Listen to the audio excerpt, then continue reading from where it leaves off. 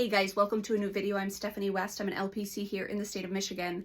I want to share with you one of the things that if we kind of wrapped ourselves around it, it would be not only incredibly helpful for our own personal change stories as well as how we interact with others, it would actually be really good to kind of buy us time in the change process, because consistency over time matters, but what matters even more is repetition.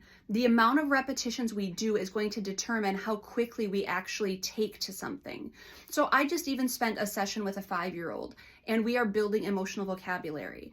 And so for the bulk of 45 minutes to an hour, we're practicing the same word over and over again. And what was so neat is as she was leaving, she said, "Sure," which is the word that we were practicing. Now, we practiced it in a different context. We were talking about when someone is unsure, because one of the things that happens is she gets very nervous if she doesn't get an answer right away. And so we're trying to build the emotional vocabulary of someone being able to say to her, "I'm not sure." And it buys them time, and it's clearly communicating that they're processing something.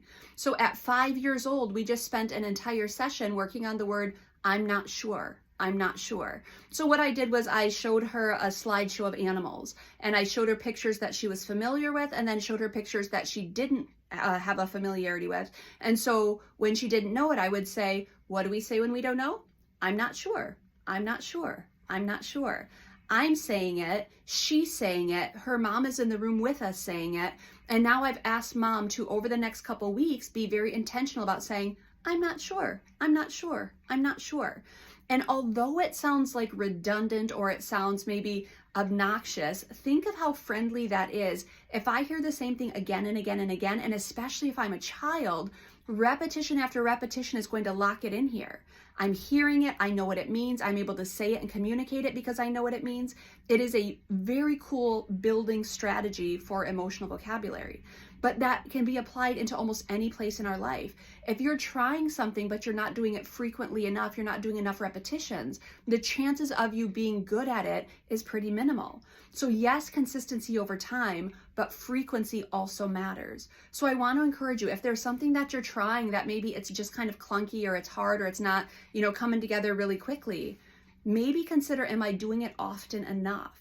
Is there something I could be practicing more organically, more intentionally, more frequently, and perhaps I might see some change more quickly? So I think of conflict with couples. If they come into session and we practice a skill and we practice a skill and we practice a skill, and then they go out in their life and they don't practice it, they're not doing the repetitions that it would take to turn it into a habit.